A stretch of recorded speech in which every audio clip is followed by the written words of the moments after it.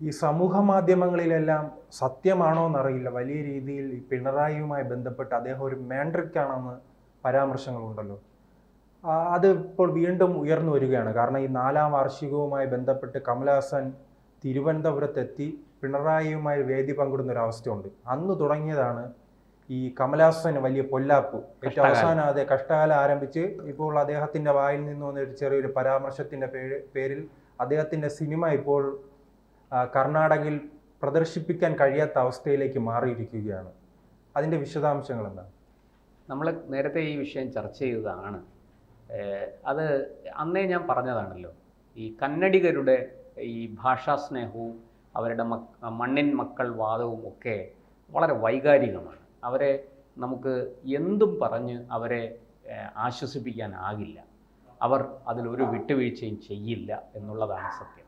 ഈ തമിഴ്നാട്ടിൽ എങ്ങനെയാണോ മണ്ണിൻ്റെ മക്കൾ വാദം എത്ര ശക്തമായിട്ടാണോ തമിഴ്നാട്ടിൽ നിലനിൽക്കുന്നത്, അതുപോലെയാണ് കർണാടകയിൽ കന്നഡിഗരുടെ ഈ മണ്ണിൻ്റെ മക്കൾ വാദവും ഭാഷാസ്നേഹവും. ഈ കമലഹാസൻ ഒരാവശ്യവും ഇല്ലാത്തതായിരുന്നു ആ ചെന്നൈയിൽ ഇതിൻ്റെ ഒരു പ്രമോഷൻ പരിപാടി നടക്കുമ്പോൾ അവിടെ ഈ കന്നഡ നടൻ അതിനകത്ത് പങ്കെടുത്തിരുന്നു. എനിക്കൊന്ന് ശിവകുമാരൻ എന്തോ ആണെന്ന് തോന്നുന്നു അദ്ദേഹത്തിൻ്റെ പേര്. ആ നടൻ്റെ സാന്നിധ്യത്തിൽ കമലഹാസൻ പറഞ്ഞത് ഈ കന്നഡയും തമിഴിൽ നിന്നാണ് ഉണ്ടായത് എന്നാണ് പറഞ്ഞത്. അതൊരിക്കലും കന്നഡിഗർ അംഗീകരിക്കുന്ന കാര്യമല്ല. അതിന് ശാസ്ത്രീയമായ തെളിവുകളൊന്നും ലഭ്യമല്ല. ഈ പൊതുവേ ദ്രവീഡിയൻ ലാംഗ്വേജസിൽ പെടുന്നതാണ് കന്നഡ എങ്കിലും ഈ പറഞ്ഞതുപോലെ തമിഴിൽ നിന്നുണ്ടായതാണ് എന്ന് പറയാൻ സാധിക്കില്ല. പല ഭാഷകളുടെയും സംഭാവന എല്ലാ ഭാഷകളിലുമുണ്ട്. ഇപ്പം മലയാളം, തമിഴ്, സംസ്കൃതം, കന്നഡ തുടങ്ങിയ എല്ലാ ഭാഷകളുടെയും, തമിഴിൻ്റെ തന്നെ പ്രാചീന രൂപമായ സെന്തമിഴ് പോലെയുള്ള ചെന്തമിഴ് എന്നും പറയാറുണ്ട്, അതിൻ്റെയൊക്കെ പ്രഭാവം മലയാളത്തിലുണ്ട്. മലയാളത്തിൻ്റെ ലിപി, മലയാള ലിപികൾ ഈ വട്ടെഴുത്ത്, കോലെഴുത്ത് എന്നൊക്കെ പറയുന്ന എഴുത്തുകളിൽ നിന്ന് രൂപാന്തരം പ്രാപിച്ചതാണ് തുടങ്ങിയ വാദങ്ങളൊക്കെ ഉണ്ട്. അതൊക്കെ അവിടെ നിൽക്കട്ടെ. പക്ഷേ കമലഹാസൻ ഒരു നാക്കുപിഴ ആണ് എന്ന് പറയാൻ സാധിക്കില്ല. കമലഹാസൻ ഈ ആവേശ കമ്മിറ്റിയുടെ ആളാണ് ചിലപ്പോഴെങ്കിലും. അദ്ദേഹം ഇത്തരത്തിലുള്ള പുലിവാലുകൾ നേരത്തെയും പിടിച്ചിട്ടുണ്ട്. ഇവിടെ ഇപ്പോൾ അദ്ദേഹത്തിന്റെ പ്രധാന ഇര കേരളമാണ്. ഇത്തരം പരാമർശങ്ങൾ ചെയ്യാൻ ഏറ്റവും അനുകൂലമായ സാഹചര്യമായി അതെ കമലഹാസനും പ്രകാശ് രാജും കാണുന്ന ഒരു സ്ഥലം കേരളമാണ്. അല്ല, ഈ കമലഹാസനും പ്രകാശ് രാജും പൊതുവെ സനാതന ധർമ്മ വിരോധികൾ എന്നാണ് അറിയപ്പെടുന്നത്. സോഷ്യൽ മീഡിയയിലും മറ്റും അവരെ ട്രോളുന്നതും ആക്ഷേപിക്കുന്നതും സനാതന ധർമ്മ വിരോധികൾ, ഹിന്ദു വിരോധികൾ എന്നൊക്കെ പറഞ്ഞാണ് ട്രോളന്മാർ ആക്ഷേപിക്കുന്നത്. പ്രത്യേകിച്ചും ഈ ദേശീയ പക്ഷത്ത് നിൽക്കുന്ന, വലതുപക്ഷത്ത് നിൽക്കുന്ന ആൾക്കാരെല്ലാവരും ഇവരുടെ ഒരു ദേശീയ ചിന്ത അല്ലെങ്കിൽ ഇവരുടെ ഒരു ഈ പറയുന്ന സനാതന ധർമ്മ ഹൈന്ദവ വിശ്വാസങ്ങളോടും ആചാരങ്ങളോടും ഒക്കെ ഈ രണ്ടു പേർക്കുമുള്ള വിരോധം അതൊക്കെ വലിയ രീതിയിൽ ചർച്ചയായിട്ടുണ്ട്. പക്ഷെ ഇവിടെ അത് കേരളം പോലെ അല്ല കർണാടക, നമ്മളത് മനസ്സിലാക്കണം. ഈ മലയാളിക്ക് മലയാളത്തിനോടുള്ള സ്നേഹം എത്രയാണെന്ന് നമുക്കറിയാം. അതിൻ്റെ ഒരു 100 ഇരട്ടിയെങ്കിലും സ്നേഹം ഈ കന്നഡിഗർക്ക് കന്നഡത്തോടുണ്ട്, കന്നഡ ഭാഷയോടുണ്ട്, തമിഴർക്ക് തമിഴ് ഭാഷയോടുണ്ട്.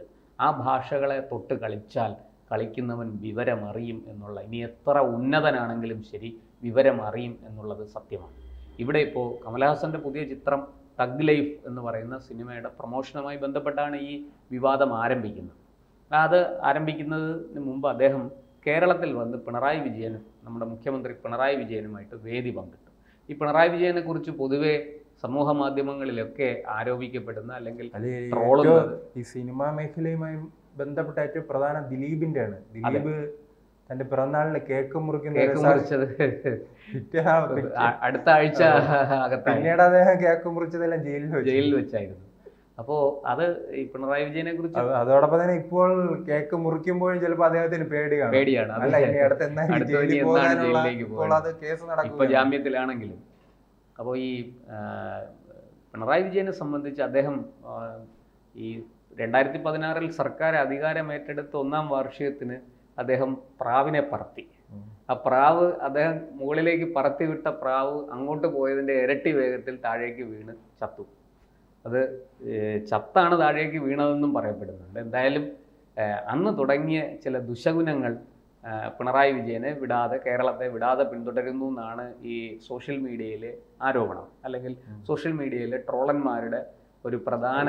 അതോടൊപ്പം തന്നെ ഈ അവസ്ഥ മുഖ്യമന്ത്രിമാർക്കും ഉണ്ടായിട്ടുണ്ടല്ലോ. ഈ മുഖ്യമന്ത്രിമാർ ഇദ്ദേഹത്തിനോടൊപ്പം നിന്ന് ചിത്രം എടുക്കുകയോ അടുത്ത തവണ അവരെ തെരഞ്ഞെടുപ്പിൽ പരാജയപ്പെടും അവസ്ഥയിലേക്ക് മാറിയിട്ടുണ്ട്. അപ്പോൾ ഏറ്റവും അവസാനം അതിന് ഇരയാകാൻ സാധ്യതയുള്ളത് സ്റ്റാലിനാണ്. അതിന് വരും തെരഞ്ഞെടുപ്പിൽ എന്താണ് ശക്തി ഉണ്ടോ എന്ന് പറഞ്ഞിട്ടുണ്ടോ നമുക്ക്. അരവിന്ദ് കെജ്രിവാളുമായിട്ട് ഡൽഹിയിൽ പോയി കണ്ടു. ആ തെരഞ്ഞെടുപ്പിൽ ഇതാ അരവിന്ദ് കെജ്രിവാൾ TRS ഉണ്ടായിരുന്നല്ലോ. അതെ, ചന്ദ്രശേഖർ റാവുവായിട്ട് ഒരുമിച്ച് നിന്നു, പടമൊക്കെ എടുത്തു, വലിയ രീതിയിൽ അതൊക്കെ പിന്നെ സോഷ്യൽ മീഡിയയിൽ പങ്കുവച്ചു. പക്ഷേ അടുത്ത തെരഞ്ഞെടുപ്പിൽ ഡിം എന്ന് പറഞ്ഞ് ചന്ദ്രശേഖർ റാവു പൊട്ടി.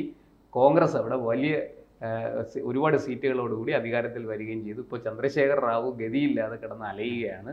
അദ്ദേഹത്തിന്റെ മകളുമായിട്ട് പോലും അദ്ദേഹത്തിന് ഇപ്പോൾ ഏറ്റുമുട്ടേണ്ടുന്ന ഒരു അവസ്ഥയിൽ വന്നിരിക്കുകയാണ്. സ്റ്റാലിൻ്റെ കാര്യത്തിൽ എന്താവുമെന്ന് ദൈവത്തിന് തന്നെ അറിയാം. സ്റ്റാലിൻ ഈ പറഞ്ഞതുപോലെ പിണറായി വിജയൻ ക്ഷണിച്ചിട്ട് വൈക്കത്തൊക്കെ വന്ന് വലിയ പ്രസംഗമൊക്കെ നടത്തിയതാണ്. അതുപോലെ പിണറായി വിജയനെയും അങ്ങോട്ട് വിളിച്ച് മുഖ്യമന്ത്രിമാരുടെ സമ്മേളനത്തിലൊക്കെ പങ്കെടുപ്പിച്ചതാണ് സ്റ്റാലിൻ. അതൊക്കെ ഇനിയിപ്പോൾ നമുക്ക് കണ്ടറിയാം എന്താണെന്ന്. പക്ഷേ ഈ ട്രോളന്മാർ പറയുന്നത് പിണറായി വിജയൻ എന്ത് ചെയ്താലും, പിണറായി വിജയൻ അധികാരത്തിലേറി കേരളം മുമ്പെങ്കും കണ്ടിട്ടില്ലാത്ത ഒരു പിന്നെ പ്രളയം, ഒന്നല്ല 2 പ്രളയങ്ങൾ നേരിട്ടു എന്നാണ്. അതുപോലെ വയനാട് ദുരന്തം, ഇതൊക്കെ ഈ മുഖ്യമന്ത്രിയുടെ ഒരു ശകുനപ്പിഴയാണ് എന്നാണ് ട്രോളന്മാർ പറയുന്നത്. നമുക്ക് ശകുനപ്പിഴയാണോ അല്ലയോ എന്നുള്ളതൊന്നും നമുക്കറിയില്ല. പക്ഷെ അവർ പ്രധാനമായിട്ടും ജൂനിയർ മാൻഡ്രേക്ക് എന്ന് പറഞ്ഞ് പിണറായി വിജയനെ ട്രോളുന്നതിന് ഒരു കുറവുമില്ല. ഇവിടെ ഇപ്പോൾ കമലഹാസൻ്റെ കാര്യത്തിലും അത് തന്നെ സംഭവിച്ചിരിക്കുകയാണ്. കമലഹാസന് ഈ കന്നഡിഗരുടെ അടുക്കൽ നിന്ന് തിരിച്ചടി കിട്ടി. അദ്ദേഹം ഇപ്പോൾ അവിടെ സിനിമ റിലീസ് തടഞ്ഞിരിക്കുകയാണ്. അതിനെതിരെ അദ്ദേഹം കോടതിയിൽ പോയിട്ടുണ്ട്. കർണാടക ഹൈക്കോടതിയിൽ നിന്നും വലിയ വിമർശനമാണ് ഇദ്ദേഹത്തിനെതിരെ ഉണ്ടായിരിക്കുന്നത്. കാരണം ഈ തീർച്ചയായിട്ടും അവർ അങ്ങനെയാണ്. അവരുടെ ഭാഷ, അവരുടെ സ്വത്വം, അവരുടെ ആചാരം, അവരുടെ സംസ്കാരം, അവരുടെ അനുഷ്ഠാനങ്ങൾ, അതിലൊന്നും തൊട്ട് കളിക്കാൻ കന്നഡിഗരാരെയും അനുവദിക്കില്ല. അതിൽ തൊട്ട വിവരം അറിയും, അത് സത്യമാണ്. അത് തമിഴ്നാട്ടിലുള്ള പോലെ തന്നെ അത്തരം വികാരങ്ങൾ കർണാടകയിലും വളരെ ശക്തമാണ്. മഹാരാഷ്ട്രയിലും അത് വളരെ ശക്തമാണ്. അത് ആന്ധ്രയിലും ഒഡീഷയിലും ബംഗാളിലും ഒക്കെ നമ്മൾ അങ്ങോട്ട് പോകുന്തോറും ആ എല്ലാ സംസ്ഥാനങ്ങളിലും അവരുടേതായ ഒരു വ്യക്തിത്വമുണ്ട്. ആ വ്യക്തിത്വത്തിനെ നമ്മൾ തൊട്ട് കളിക്കരുത്. അത് കളിച്ചാൽ അവർ ശക്തമായി പ്രതികരിക്കും. അവരൊന്നും മലയാളിയല്ല. അത് കേട്ടില്ല എന്ന മട്ടിൽ, അല്ലെങ്കിൽ കണ്ടില്ല എന്ന മട്ടിൽ അതിനെ അവഗണിച്ച് മുന്നോട്ട് പോകാൻ അവരൊന്നും മലയാളിയല്ല. മലയാളി ഇതൊക്കെ ചെയ്യും. കാരണം അതിൻ്റെ ഏറ്റവും നല്ല തെളിവാണല്ലോ UAE-യിൽ നമ്മൾ കണ്ടത്. രാജ്യം മുഴുവനും ഒറ്റക്കെട്ടായി നിന്ന് ശത്രുവിനെതിരെ പടപൊരുതുമ്പോൾ ആ ശത്രുവിൻ്റെ പ്രധാനപ്പെട്ട ഒരു വക്താവിനെ വിളിച്ചു വരുത്തി, ആ ഇന്ത്യ വിരോധിയെ വിളിച്ചു വരുത്തി ആദരിക്കുകയും പൂമാലയിടുകയും ചെണ്ടമേളം കൊടുത്ത് സ്വീകരിക്കുകയൊക്കെ ചെയ്യുന്ന കാഴ്ച കണ്ടു. മലയാളിക്ക് മാത്രമേ ഇത് ചെയ്യാൻ സാധിക്കുള്ളൂ, വേറെ ആർക്കും ഇത് ചെയ്യാൻ സാധിക്കില്ല. എന്തായാലും കമലഹാസൻ ഒരു പുലിവാല് പിടിച്ചിരിക്കുകയാണ്.